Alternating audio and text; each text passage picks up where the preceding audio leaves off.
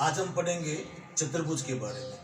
ये वीडियो पहले बनाया था लेकिन किसी कारण से वायरल नहीं हो पाया और आयत के बारे में आपको जानकारी मैंने दे दी, तो अपन वापस प्रारंभ करते हैं। चतुर्भुज, तो जैसा कि मैंने आपको त्रिभुज के समय समझाया था कि भी इनकी परिभाषा इनके नाम में छुपी है, तो इसी प्रकार से चतुर्भुज की जो परिभाषा है वो चतुर्भुज के नाम में ही जुड़ी है। जैसे चतुर यानी चार और भुज यानी भुजाएं, तो सिंपल सी परिभाषा क्या बन गई, चार भुजाओं से गिरीबंद आकृति को चतुर्भुज कहते हैं।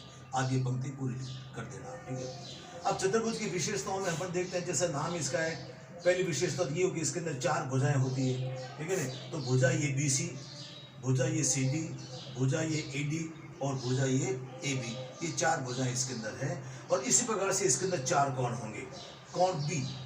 अब या तो कोण B को, और जैसा मैंने आपको बताया कि अगर तीन बिंदु बोलते हो तो जिस बिंदु वाले कोण का नाम उच्चारित करते हो उस बिंदु का नाम बीच में लेना है, यानी या तो बोलिए कोण B या बोलेंगे कोण ABC।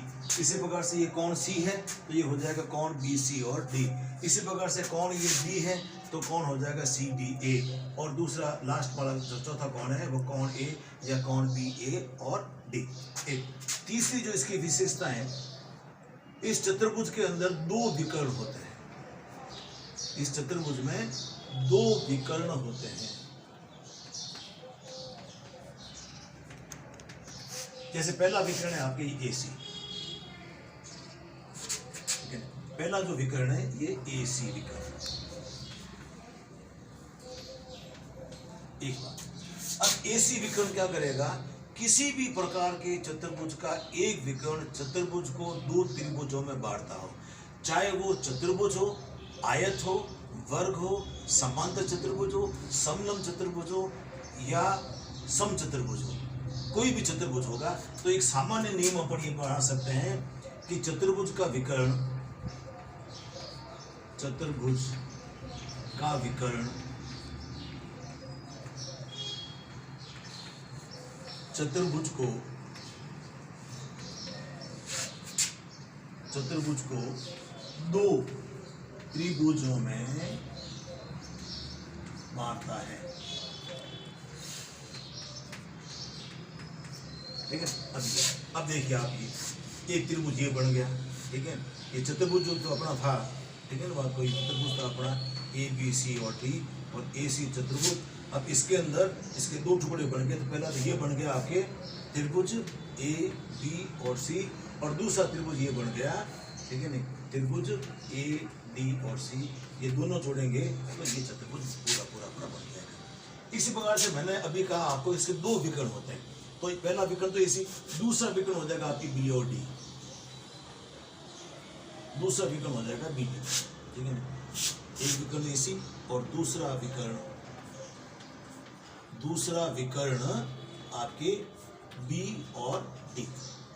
अब ये दोनों विकर्ण क्या करेंगे, दोनों विकर्ण चतुर्भुज को चार त्रिभुजों में बांटते हैं, चार त्रिभुजों में बांटते हैं, ठीक है बात। अब जैसे अपने पास में ये कोई चतुर्भुज है, मान लीजिए A, B, C और D।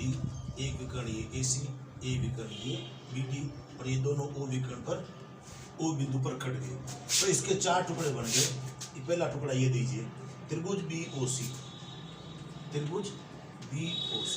दूसरा त्रिभुज आप ये लीजिए, कौन सा, ये वाला, उंगली नीचे वाला छोड़ दीजिए, ये COD, ठीक है, त्रिभुज COD।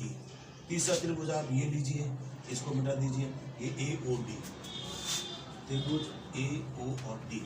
और चौथा आपके ये हो गया AOB, चौथा त्रिभुज AOB। और इन चारों का योग चतुर्भुज के बराबर तो होना ही है, क्योंकि इसी के तो चार टुकड़े हुए तो चारों को जोड़े वापस ही आपके प्राप्त होगा। ये जो सामान्य चीज है, ये सामान्य चीज है, इस सब में लागू होगी, ठीक है नहीं। अब जैसे उदाहरण के लिए मैं बोलता हूं कि चतुर्भुज का विकर्ण चतुर्भुज को दो त्रिभुजों में बांटता है। अब देखिए आप, आयत का विकर्ण आयत को दो त्रिभुजों में बांटता है, एक विकर्ण, ठीक है। समलंब चतुर्भुज का विकर्ण समलंब को दो त्रिभुजों में बांटता है।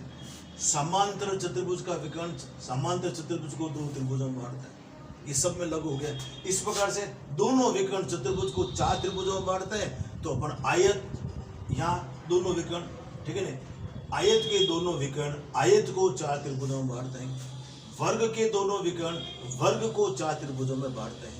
तो ये कॉमन बात है, ठीक है ना। और एक और इसकी विशेषता जो है लास्ट वो है, वो विशेषता ये कि चारों कोणों का योग, चतुर्भुज के चारों कोणों का योग बराबर होगा आपके 360 डिग्री, या 4 समकोण के योग के बराबर, ये कुछ भी कह दीजिए। और ये नियम सब पे लागू होगा, आयत में, वर्ग में, समलम, समांतर, सम, सभी चतुर्भुजों की ये चीज लागू होगी। तो ये अगर अपन इसको याद कर लेते हैं तो काफी चीजें अपन को बाकी सब चतुर्भुजों में अपन को ये सहायता देगी।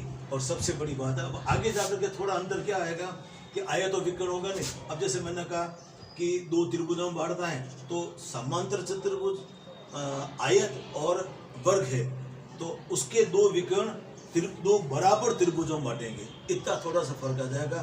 तो आयत के बारे में आपको बता दिया था कि आयत का विकर्ण आयत को 2 बराबर सर्वांगसम त्रिभुजों में बांटते हैं, और कल अपन पढ़ेंगे आयत के दोनों विकर्ण, ठीक है ना।